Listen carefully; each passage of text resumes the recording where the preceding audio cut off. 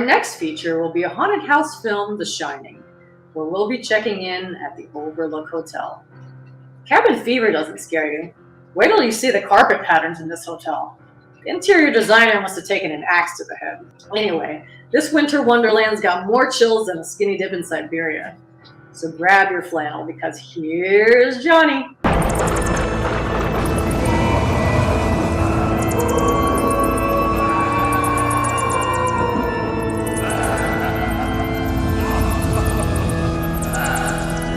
Stephen King was at the Stanley Hotel as a youngster and walked through the entire hotel when he got the idea to make this movie. Shots in this movie that come directly from his vision of walking through the hotel as a youngster. Because I do think The Shining from 1980, but this is one of the most incredibly shot movies ever made from a Steadicam standpoint, lighting up specific portions of a scene that they know is going to continue on. And this happens later on. You get your Goodfellas things that everybody always talks about.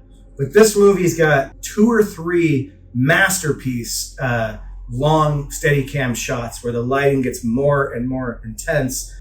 Well, I'd say that's one of its defining aspects is how well it's made, especially like in the horror genre. You know, horror is often a low budget endeavor and sometimes made by people who are just trying to get the thrills and the shock value on screen, and they're not putting a lot of artistry behind it. Well, this movie is the opposite approach. In fact, there's very little, when you get down to it, very little people who are actually getting killed in this movie. There's frightening and shocking things to see on screen, haunting imagery. In fact, that's why we're talking about this movie, is because we're kind of approaching this movie as a haunted house movie. And man, this is, the most elegant and artistic haunted house movie ever made. Made by a true master of the craft, Stanley Kubrick. Who never made the same movie twice. And it's weird, because on this rewatch, it's like, man, it's still hard to articulate what's so special about this movie. It's a haunting vibe. That's what it is. Like that's why I love that we've selected this as haunted house, because the movie haunts you. The imagery haunts you. Right from the beginning, the sound design and score is haunting and off-putting. The credits roll backwards. It's a movie that right from its first frame, it's possessed by something, puts you in a different kind of feel and vibe than any other movie out there. And that's kind of taking it back to what I was saying about the approach as a horror movie, which is often treated as kind of a lesser than, don't need to put in the artistic merit into that kind of film. This one, every moment of it is dripping with something interesting and fascinating and more than just a standard horror movie approach. And almost all of it is symbolic on purpose. Even from the opening credit scene where you see this tiny little dot of a car being consumed by this huge mountain and forest plays into a simple person in a hotel, the larger than life things that are going on. It's all over this movie, from the patterns on the carpet to the ball to the maze, which is not in the book, by the way. Maze is not in the book, which you can see in the wonderful 1997 I put a little of that on just to kind of get a flavor, to be like, what is that really like? It's so bad. There you are, Doc. Been looking for you. It was like, man, they introduced the kid playing Danny. He's so fucking ugly and retarded. He's got looking. his buck teeth. Buck teeth fucking... It's just terrible. It is so bad. Like the guy that from Wings, the main actor. So I liked him in that show, but he's not great to take on Jack Nicholson. Isn't Stephen King a strange guy? He prefers that version over Stanley Kubrick. He says that's the definitive movie from his book. It's more true to what he wrote. Big deal. Kubrick's doing his own thing. You can really go down a rabbit hole if you want to read about this movie. Just all the symbolism with the the Indians, Native Americans, all the artwork in the film. Like when the guy comes back when he's on the snow and he gets killed and he ends up on this big rug. His body's laying there. It's on an Indian rug, showing some symbolism there. Yeah, it just goes deep. It's all over the westward expansion being taken down, or how everybody just being exploited from the very beginning. Shining was taken from the John Lennon song "Shine On." That's where Stephen King got the idea, because "Shine On" was like you can live on through the shine, through a shine from somebody else or something else. Interesting. And like the fact that the hotel is not after Jack, it's after Danny. but it uses Jack, and you get all these subtle hints. And a lot of people say you can do interpretation. I think it's pretty cut and dry that he is, you're the caretaker. You always have been. It's like I've been here before. I came in the door and I've been here before. That rhymes, not on purpose. And then the picture at the end. I don't know how to explain it, but Jack Torrance has always been the caretaker of the Overlook Hotel, and it has a lot to do with that. Like, kind of like they explain in Ghostbusters, the apartment building. It's like a conductor. It's a place that conducts this negative energy, pulls it to it, even to the point of you seeing Halloran's character like pulled back. I know it's like the connection he has with Danny, but he also has a connection to the place as well. It's not just beholden to one thing that's happening at the hotel.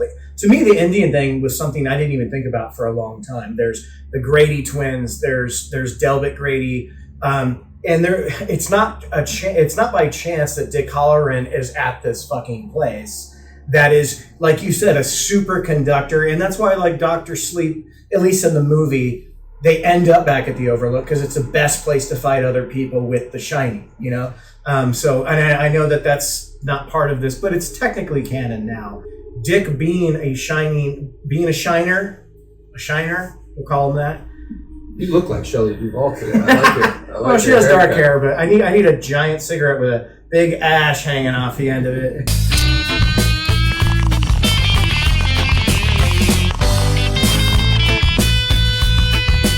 The editing, the sound design of Dick having a conversation with the people in the walk-in freezer while having a mental conversation, Shining with Danny. And by the way, going back to the beginning of this, and this is some of my deep dive stuff, this got me really interested in actually reading The Shining finally, because I haven't read it. But apparently Tony, we all know who Tony is. Which is a creepy aspect of the movie. Okay, so Tony is actually Danny in the future. Talking to himself, because Danny's middle name is Anthony. Why does he talk to him like a child? The images that are flashed in through editing, he's trying to show him what's going to happen if and when he goes to the Overlook. So you see the blood, but you it's see the confusing because twins. some of what he sees is images of the past, like the dead twin. Yeah. So it's interesting that he has that sort of shining power to like be talking to older, not much older version of himself, but someone who is seeing the horrors of the Overlook already and letting him know what's going to happen. Danny! Hey, Doc! It's dangerous. You want to stay away from them. When Danny finally is like, ram, and then he kind of goes comatose and gross scene where he's got the saliva. That would be Tony. That would be Tony. It's Tony doing all that. Yes, that's my point. Yeah, it's like he completely changes from that point because I guess he's caught up. Why does the hotel want Danny and not? Well, my guess is because he shines. He has that supernatural power. It draws people to it. I think it draws people who can be twisted to evil. It wants to draw that type of person to it. But and I'm not saying that that's what Danny is, but I think it also wants to draw other people. Does it want Danny to die there? I think it wants him to die there, so he will remain there, and then they will be able to take his shining power. They will be able to use. That's his why. power. Yeah, that's why Delbert Grady goes immediately after Jack. Although, why wouldn't the hotel try to find ways throughout the entire year to be killing Halloran? Like every day in the kitchen, he'd be worried about like flying knives coming at him. Maybe they're racist. Well, there's that theory though too. The racist ghosts. Okay, now let that shit just mutilate her white ass and leave. The story does have to do with evil being reincarnated, and that's why they say that Jack's always been there, which I don't fully know how to wrap my head around it, but that makes Jack is Delbert Grady at different times in his existence or his soul's existence. I don't fully understand it and don't know how to wrap my head around it. But when they say you've always been the caretaker, yet there are stories of the caretaker did this to his family. It's like a spirit that's jumping from one caretaker to the next, sort of. Like, yeah. And some of the best horror movies ever made stay ambiguous, and they always leave you sort of like, I don't fully grasp it. And I love that feeling. I'm never satisfied when I walk out of a really cool horror movie, but it just gave me everything and explained it all. Like some of the best movies post the The Shining, something like Session 9, there's still so much to question and think about. You know, like, what was it really? Did the person just go nuts from asbestos? Was it haunted? Like, you never really find out the answer. Well, that's a good to bring up that point. And like in that film, like there's things you question what's reality and what's not. In this film, like that's part of what I love about it is, and on this rewatch, I was thinking like, what initially when I first watched The Shining did make it stand out for me? And it's like watching it kind of at the first time I watched it, whatever age I was, and even now, I'm kind of watching it connecting to Danny's character and like, why is The Shining scary? Having seen it so many times, okay, you've seen the scary girls. Why would they be scary still?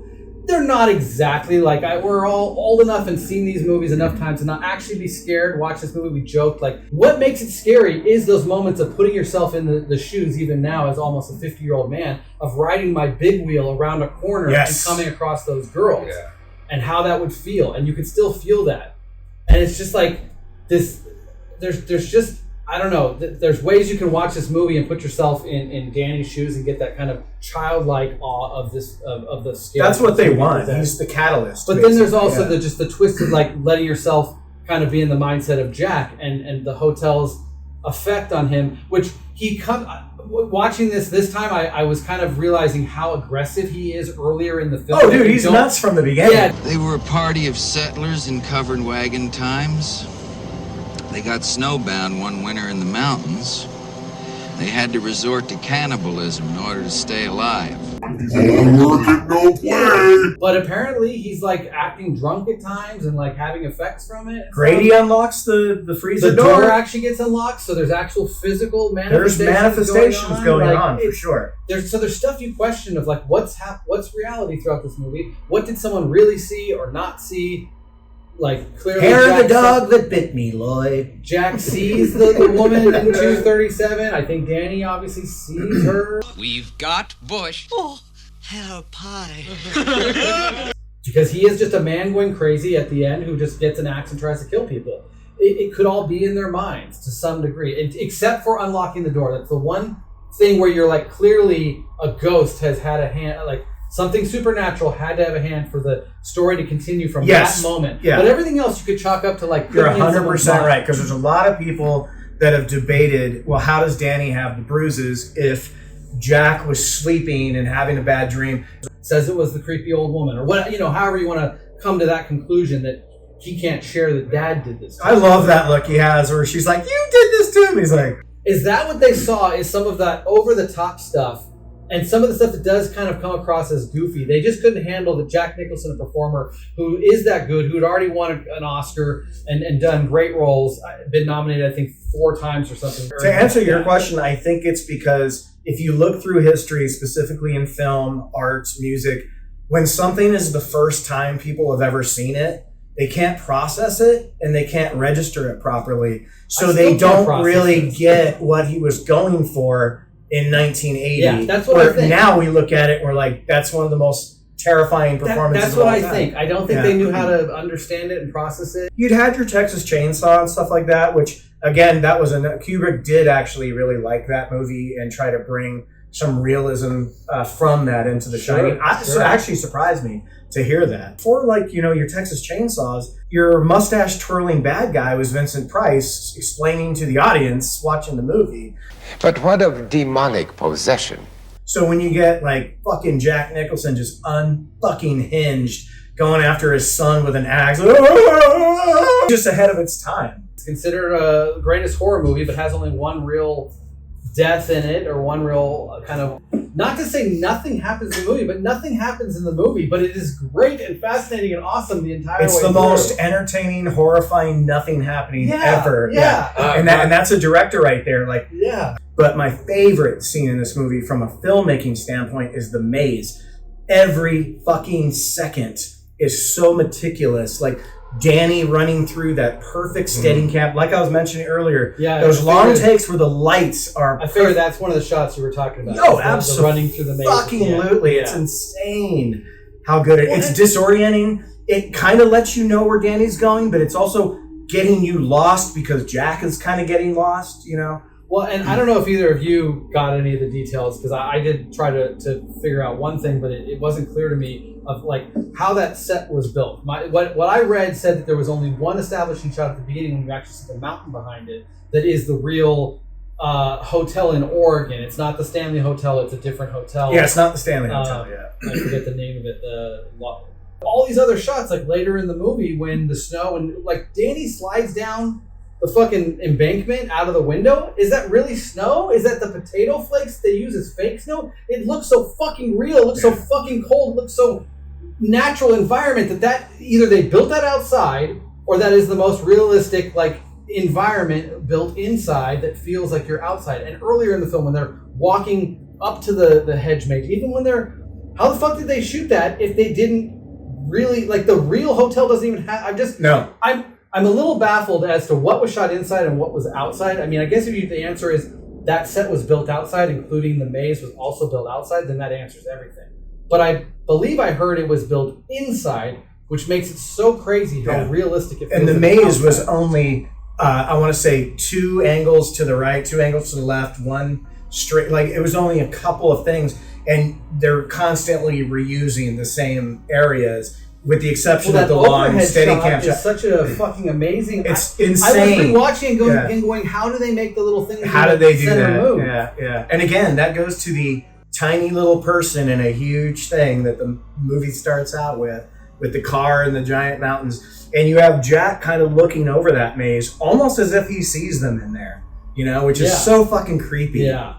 They've actually built the inside of that hotel lobby. So, and at that time, that was one of the largest sets ever constructed in the film business. They weren't allowed to actually shoot in hotels at that point. So, they had to make fake Which shit. brings me to my favorite scene in the movie, which is something just so subtle and is missing in current filmmaking, is when Danny's actually riding his bike through the lobby. And he's the realistic and eeriness of the emptiness and just him kind of being alone, being a kid in this, fascinating place. It really kind of makes everything a lot smaller and a lot scarier. He's so fucking bored out of his mind. He had been driven around that thing so many times, but still, like, that's the fun you can have. And it would be fun for a while. Eventually, you get bored. Such a good job of like not knowing where, like, what floor is he on, like how far away are his parents. It's so cool because, like, I mean, you see the elevators. You never see anybody in an elevator. You see the big mother staircase or whatever. People have gone to the point, who love this movie, of figuring out the layout of the actual, how the hotel actually should be laid out. Here's where this room is located. Here's how the floors mix together. Here's how each shot of this person moving to this area works. And there are certain things that apparently don't work. And they say, well, Stanley Kubrick's too good of a filmmaker to just make mistakes like that. And one of the main things is apparently the office that the interview takes place in, which you go into a couple different times. That's also where the radio is. That's where the radio is, yeah. There's a window in there that supposedly can't exist because it would be in the interior of the hotel. And I was trying to rewatch it this time to be like, why do people latch on to that and make a big deal out of that window can't exist based on the layout Did of it how stand out to you this time? Kind of. I was like trying to watch the Steadicam shot of how he enters and actually gets to there, and it's like, but I just can't wrap my head around without like maybe trying to draw it. I'm just like, there's maybe a courtyard. That's the answer. Who fucking knows? Oh, we're just fine. But our telephones don't seem to be doing too well. Are the lines down by any chance? Over. Yes, quite a few of them are down due to the storm. Over. Over. Over. Over. Over. Over. Over. Over. Over. Over. Over. Over. Over. The kids' performance. Which is actually really great. It is. So they got, can't remember the kid's name, plays Danny. Shelley Duvall. I mean, what do you guys think about her performance? I mean, she's excellent. He wanted to shoot so much of this movie in a linear order so that she was still sane during the scenes where there wasn't a lot going on, because once the shit hit the fan, he just made her lose her shit. From May until October, I was really in and out of ill health because the stress of the role was so great, and the stress of being away from home, just uprooted. Yeah, I think there's a lot of video footage of her screaming at him screaming back, her almost like ready to hit him, and just her smoking, just crying her eyes out, like real shit. Like, it wrecked her, dude. He's just so meticulous that for whatever reason he put her through the ringer of doing 100 takes on various shots. There's no desperation. Oh, come on. What do you mean roll 2 video? seconds. We're fucking killing ourselves out here, and you've got to be ready. I am too. I'm standing Should we right play by mood the music? door. No, I Yeah, can't but when hear. you came in like this, you said just We're sitting there because they say, wait a minute, and then you say on the radio, But when you go. do it, you've got to look desperate, Shelley. You're just wasting everybody's time now. Well, I mean, her whole character is she plays helpless really well. Yeah. And I don't think anybody would have pulled it off like her.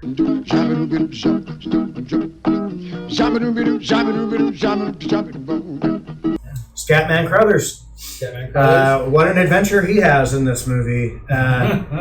Traveling across the great states of America to take a snowcat, get out there, beat the odds, get out in that big storm, and just meet his end before he even knows what the fuck is going on. I love it. He should have never left his apartment with those 2 paintings of the Afro-clad. Hello, my name is Dick Halloran. I'm the head chef up at the Overlook Hotel.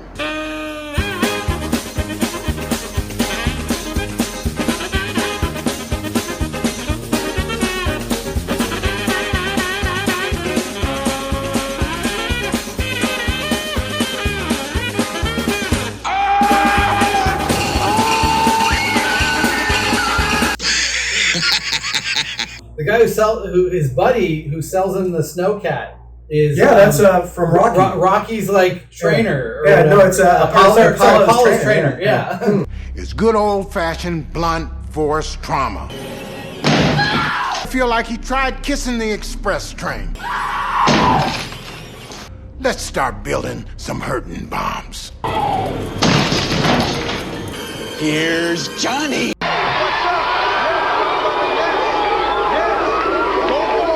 He didn't actually do anything. Well, no, technically his distraction of hearing the snowcat come is what makes Yes. Jack leave her alone. Yes, it is. So Yes. that perpetuates some things. Yes, it does. Yeah, you're right. Yeah, he's And if he never turned the lights on, Danny probably would have froze out there. This movie's a fucking masterpiece. It's Kubrick's best movie. It's my favorite horror movie ever. It's my favorite Jack Nicholson performance. And isn't that weird? Like, rewatching it, it was like I was trying to grasp, why is this both of our favorite horror movies and many other people's, and high up on everyone's list to some And it's degree. not that violent. And it's not that violent. Like, it's the vibe, it's the creepiness. That's it's the way it haunts you. That stuff is way scarier Yes, than 100%. blood and guts. It is true. you know? It is true. It really is. It's the stuff that sticks with you. Like you find familiar hallways and things that put you in sort of a deja vu, and you're like, oh, that looks like The Shining, and it just gives you the willies. I've been in so many hotel hallways that I think of The Shining. Yeah, dude, it's so many. Yeah, and it just gives you the willies, and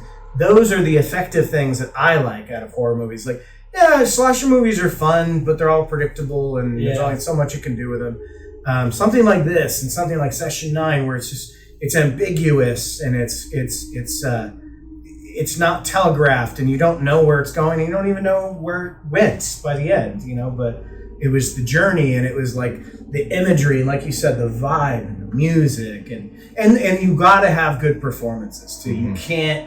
You can't gain that level of like quality from the filmmaking if you also don't have great performances too. So, well, working with a master of the craft, that's what you get a masterpiece as the end result. Everybody did great work, iconic work. Stay out of here. So why don't we start right now and get the fuck out? I love that scene. Poor Shelley did well. Here's Johnny.